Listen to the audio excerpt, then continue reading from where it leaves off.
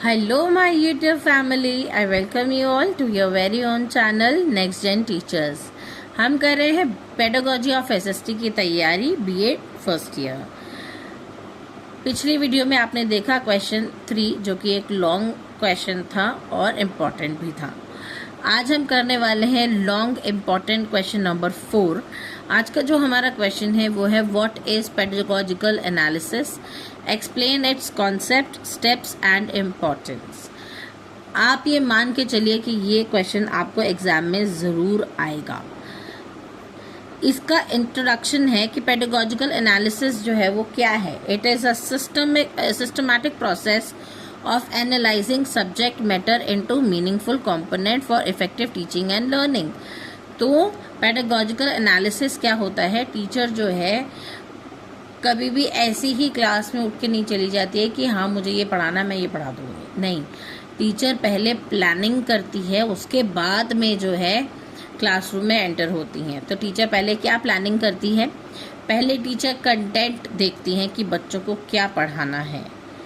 फिर टीचर जो है उसको डिवाइड करती है कुछ यूनिट्स में ताकि बच्चों को टॉपिक एक एक करके समझ में आता जाए। तो वो जो प्लानिंग है उसको हम कहते हैं पेडागोजिकल एनालिसिस। कि टीचर ने एक चैप्टर को एनालाइज किया और उसके जो कंटेंट है उसको छोटा छोटा पार्ट्स में डिवाइड किया ताकि बच्चों की अंडरस्टैंडिंग और ज़्यादा बेटर हो सके।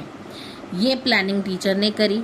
उसके बाद में टीचर फिर ये डिसाइड करता है कि किस टीचिंग मेथड से मैं पढ़ाऊंगी। फिर डिसाइड होता है कि टीचिंग एड कौन से यूज़ होंगे। फिर डिसाइड होता है कि जो बच्चे की इवैल्यूएशन है वो किस तरीके से करनी है। तो ये एक सिस्टमैटिक तरीका होता है, सिस्टमैटिक प्रोसेस होती है किसी भी चैप्टर को एनालाइज करने की। So pedagogical analysis is the systematic process of analyzing subject matter into meaningful components for effective teaching and learning. It helps the teacher understand the content thoroughly and organize it according to learners' need. तो teacher पूरे chapter को go through करती है और उसके बाद में जो इम्पोर्टेंट और जो सबसे पहले टीचर को कंटेंट बच्चों को पढ़ाना है बच्चों की नीड के हिसाब से उस टॉपिक को सबसे वैसे वैसे करके उन टॉपिक्स को जो है सिस्टमैटिक ऑर्डर में अरेंज करती है। उसके बाद मीनिंग ऑफ पेडागोजिकल एनालिसिस क्या है, it refers to the logical breakdown of subject matter into smaller teaching units and identifying objectives, learning experiences, teaching methods, teaching aids and evaluation techniques. तो अभी जैसे मैंने आपको बताया कि पेडागोजिकल एनालिसिस क्या है कि टीचर जो है लॉजिकली ब्रेक डाउन करती है सब्जेक्ट मैटर को छोटे छोटे यूनिट्स के अंदर ताकि बच्चे जो ताकि टीचर को भी श्योर हो जाए कि बच्चे क्या सीखेंगे, इससे कैसे सीखेंगे, कितना सीखेंगे। ठीक है जी। तो टीचर जो है लर्निंग ऑब्जेक्टिव्स को आइडेंटिफाई कर पाएगी, लर्निंग एक्सपीरियंस अच्छा होगा बच्चों का, टीचिंग मेथड जो है टीचर पहले से ही प्लान करके जाएगी, टीचिंग एड कौन से यूज़ होने हैं ये भी टीचर पहले से प्लान करके जाएगी, और तो और इवैल्यूएशन टेक्निक्स भी टीचर पहले से ही प्लान करके जाती है क्लासरूम में।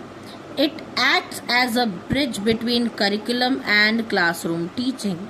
तो ये जो पेडागोजिकल एनालिसिस है ये एक ब्रिज की तरह काम करता है करिकुलम और क्लासरूम टीचिंग के बीच में। कि करिकुलम में क्या क्या दे रखा है, टीचर उसको अपने अकॉर्डिंगली जो है सिस्टमैटिकली लगाती हैं, ऑर्गेनाइज करती हैं, उसके बाद में क्लासरूम में जाके बच्चों को पढ़ाती हैं। तो ये जो करिकुलम और क्लासरूम के बीच में सिस्टमैटिकली जो है हर एक चैप्टर को यूनिट वाइज बांटने में जो टीचर एफर्ट करती है उसको ही हम पेडागोजिकल एनालिसिस कहते हैं। Now steps of pedagogical analysis. पहला है selection of content. The teacher selects a topic from the syllabus. Teacher syllabus से एक टॉपिक को सेलेक्ट करती है बच्चों को पढ़ाने के लिए। Analysis of content. The content is divided into सब टॉपिक्स। तो टीचर क्या करती है कि एक चैप्टर चुन लिया, उसके बाद में उस चैप्टर के अंदर क्या क्या टॉपिक्स हैं उनको भी सब टॉपिक्स में डिवाइड कर लेती हैं। Formulation of objectives, instructional objectives are framed in behavioural terms. उसके बाद में सारे जो ऑब्जेक्टिव्स हैं उनको फ्रेम किया जाता है बिहेवियरल टर्म्स के ऊपर, कि बच्चे के बिहेवियर में ऐसा क्या चेंज आएगा ये चीज़ें सीख करके। टीचर वो चीज़ जो है वो पहले ही ऑब्जेक्टिव्स को फॉर्मुलेट कर लेती हैं। उसके बाद में आइडेंटिफिकेशन ऑफ प्रीवियस नॉलेज, फिर टीचर जो है बच्चों की प्रीवियस नॉलेज चेक करती है कि बच्चों को इस टॉपिक के बारे में पहले से कितनी ही जानकारी है। उसके बाद में आता है सिलेक्शन ऑफ टीचिंग मेथड। तो टीचर जो है ये मेक श्योर करती है कि किस तरीके से, कौन से सूटेबल मेथड से बच्चों को क्लासरूम में पढ़ाया जाएगा। नेक्स्ट आता है सिलेक्शन ऑफ टीचिंग एड्स। तो टीचर जो है पहले ही प्लान करती है कि टीचिंग लर्निंग के लिए जो मटेरियल यूज़ होगा वो कौन सा होगा। जैसे सोशल स्टडीज़ में हम लोग ज़्यादातर मैप यूज़ करते हैं, मॉडल यूज़ करते हैं, तो ये सारी चीज़ें कौन सी यूज़ होंगी टीचर पहले से ही प्रिपेयर करके रखती हैं। नेक्स्ट है planning learning experiences. Activities are planned to ensure active participation. तो टीचर जो है वो बच्चे किस चीज़ में पार्टिसिपेट करेंगे उसका भी पहले ही प्लान करके रखती हैं कि बच्चों को लर्निंग एक्सपीरियंस कैसा होना चाहिए। नेक्स्ट लास्ट है हमारा evaluation. Assessment techniques are selected to measure achievement. अब टीचर जो है वो किस तरीके से जो है बच्चों के एग्ज़ाम लेगी, किस तरीके से इवैल्यूएट करेगी बच्चों को, चाहे ओरल क्वेश्चंस पूछें चाहे रिटन क्वेश्चंस पूछें। तो ये एक तरीका होता है टीचर का जानने का कि बच्चे कितना सीखे हैं। तो कौन सी इवैल्यूएशन टेक्निक यूज़ होगी चैप्टर को पढ़ाने के बाद में या फिर चैप्टर के दौरान, ये चीज़ टीचर पहले से ही प्लान करके क्लासरूम में जाती है। नेक्स्ट, अब इसकी इम्पोर्टेंस क्या है, इसकी इम्पोर्टेंस ऑफ पेडागोजिकल एनालिसिस क्या है। पहला है it facilitates effective teaching. Teaching को जो है और ज़्यादा इफेक्टिव बना देता है। Provides clear direction to teacher. तो प्री प्लानिंग करके रखी हुई क्या फ़ायदा करती है कि टीचर को क्लियर डायरेक्शन देती है टीचिंग में। नेक्स्ट है it ensures logical organisation. Content is arranged systematically. तो टीचर जो है जिसने पहले ही प्लान करके रखा है सारा कुछ, वो हर एक कंटेंट को जो है सिस्टमैटिकली अरेंज करके रखती हैं, ऑर्गेनाइज करके रखती है। नेक्स्ट है clarifies objectives.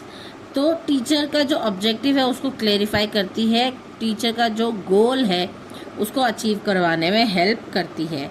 Helps achieve instructional goals effectively. Next है promotes student participation, encourage activity based learning.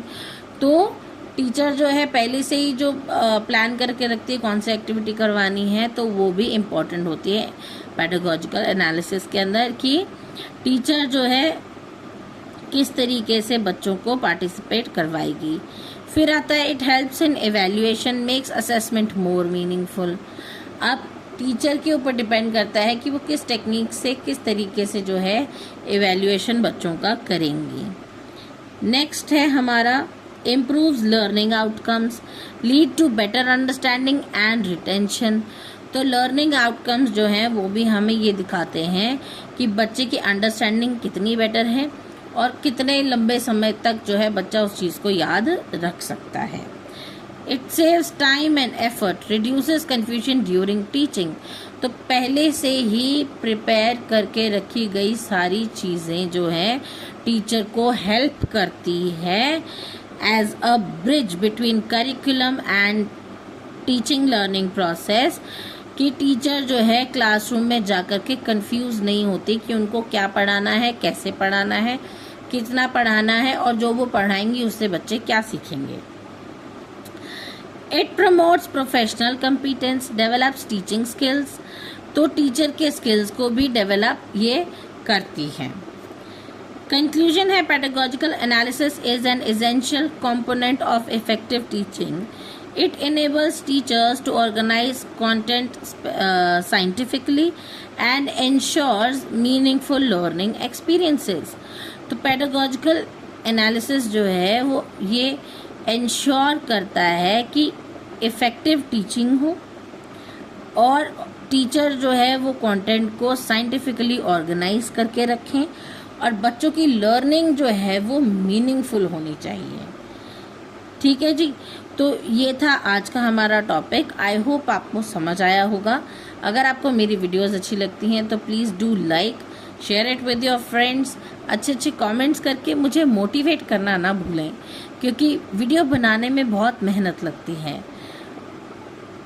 और आने वाली और इम्पॉर्टेंट क्वेश्चन की वीडियोस देखने के लिए मेरा चैनल सब्सक्राइब ज़रूर कर लें, ताकि टाइम से आपके पास में नोटिफिकेशन आ जाए।